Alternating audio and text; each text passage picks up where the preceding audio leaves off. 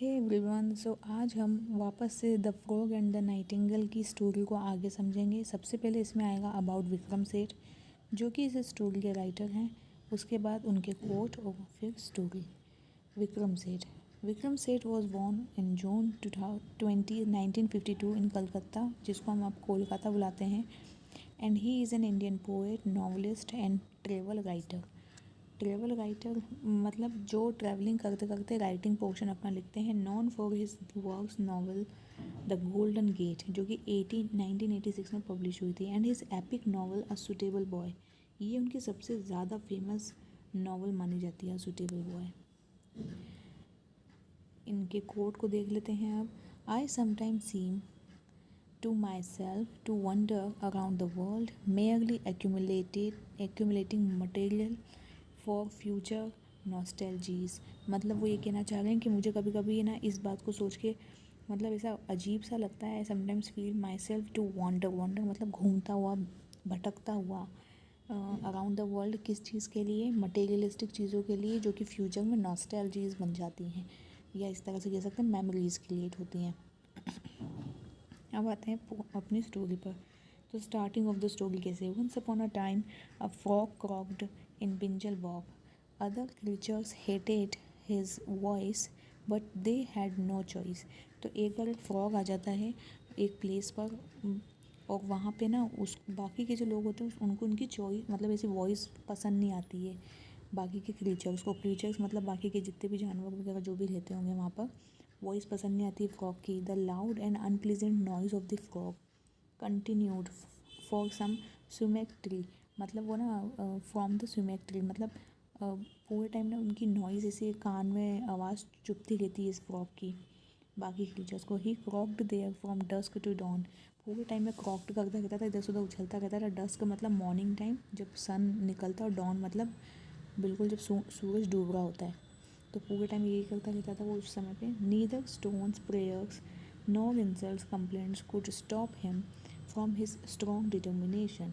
और उसका डिटर्मिनेशन इतना स्ट्रॉन्ग था पूरे टाइम गाने का कि कोई भी चीज़ उसे स्टॉप नहीं कर पाती थी। He was determined to express his elation through his song.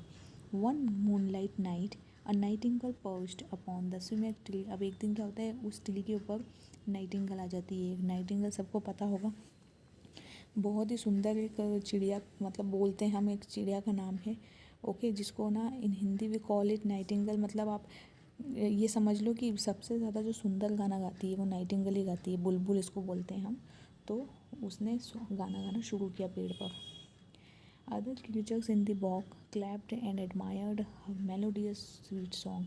तो बाकी के जितने भी क्रीचर्स थे उन्होंने इसका सॉन्ग को एडमायर किया, पसंद किया। मतलब ये बहुत ना ऐसी हैप्पी सॉन्ग, मतलब उसकी वॉइस इतनी अच्छी थी, लेकिन फ्रॉग की वॉइस उतनी अच्छी नहीं थी। Being surprised at the sweet melody of the Nightingale, he feared that he would not be heard any more. और इस बात से फ्रॉग बहुत डर जाता है। वो सोचता है कि नाइटिंगेल के इतने सुंदर गाने को सुन के बाकी के लोग मेरा गाना सुनना बंद कर देंगे। हालांकि उसका गाना पहले भी किसी को पसंद था ही नहीं, लेकिन फिर भी उसे जेलसी होती है। As the nightingale sang beautifully, ducks swam to her throats and tiddlers and teals were delighted and called the song divine. और सभी लोगों ने उसके सॉन्ग को डिवाइन सॉन्ग बताया, बहुत ही पवित्र सॉन्ग बताया। But the frog was not happy, लेकिन फ्रॉग हैप्पी नहीं था। Now doubtful. Next night, as the nightingale was ready to sing, the frog interrupted and introduced himself as the owner of the tree. अब एक दिन next day क्या होता है कि नाइटिंगेल के सामने वो फ्रॉग आया, उसने बोला नाइटिंगेल से कि मैं इस ट्री का ऑनर हूँ, and known for his splendid baritone. और अपनी खुद की किस चीज़ के लिए जाना जाता है? अपनी खुद की वॉइस टोन के लिए जाना जाता हूँ, ऐसा उसने खुद के बारे में इंट्रोडक्शन दिया। The nightingale inquired about her song. As a critic he replied that it was not too bad. अब क्या होता है, नाइटिंगेल ना थोड़ी सी डाउटफुल रहती है, तो नाइटिंगेल बोलती है, ओनर है ना क्योंकि वो ट्री का, ऐसा समझती है नाइटिंगेल बहुत सीधी सादी है। तो नाइटिंगेल खुद ही पूछती है कि मेरा सॉन्ग कैसा है। तो वो जो फ्रॉग है वो बोलता है इतना ज़्यादा खास भी नहीं, नॉट टू बैड, बहुत बुरा भी नहीं है, but was far too long, लेकिन बहुत ही लंबा है।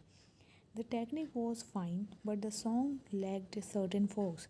टेक्निक तो अच्छी है लेकिन सॉन्ग का फोर्स अच्छा नहीं है। फोर्स मतलब आपकी आवाज़ में जो एक वो होना चाहिए ना, फोर्स होना चाहिए, स्ट्रॉन्गनेस होना चाहिए, वो नहीं है। The Nightingale was flattered that such a reputed critic had discussed her art. Nightingale को बड़ी खुशी हुई कि कितना अच्छा क्रिटिक है। क्रिटिक मतलब जो आलोचना करता है, किसी चीज़ पे कमेंट करता है, तो कितना अच्छा पर्सन मुझे मिल गया जो कि मेरी कमियों को बता के मुझे और अच्छा करेगा। मतलब नाइटिंगेल इतनी सीधी है। अब आते हैं नेक्स्ट पे, jealousy. Being jealous the frog took the Nightingale into confidence. अब बीइंग जेलस होते हुए ना नाइटिंगेल, फ्रॉग ने क्या किया, नाइटिंगेल को कॉन्फिडेंस में ले लिया। कॉन्फिडेंस में मतलब ये कि अपनी बात को मनवा सके, इतना उसने उससे बातचीत की। And made an evil plan to get rid of her, और उससे बचने का एक तरीका सोचा, प्लान बनाया। He became her trainer. वो जो फ्रॉग है ना, वो नाइटिंगेल का ट्रेनर बन गया। ट्रेनर मतलब उसको ट्रेन करेगा। And made her sing excessively for long hours, और उसको बहुत लंबे लंबे घंटों तक गाने गवाता था। He started pointing out her mistakes, और उसकी मिस्टेक निकालता था, ड्रॉबैक्स, उसकी कमियाँ निकालता था। The Nightingale received a huge response, और नाइटिंगेल को बहुत अच्छा लगता था ये रिसीव करना, न्यू इस तरह से response. Animals from miles gathered around two listen her sweet song. बहुत दूर दूर से एनिमल्स आके गैदर हो जाते थे उसका गाना सुनने के लिए। And the cunning frog took admission fee from them, और वो जो कनिंग फ्रॉग है ना, वो सबसे एडमिशन की फ़ीस भी लेने लग गया था। ऑल इन ऑल फ्रॉग बहुत जेलस है और बहुत शातिर भी है। लेकिन इसके बाद स्टोरी में क्या होता है वो आपको नेक्स्ट वीडियो में पता चलेगा। Until take care and let's meet in our next video.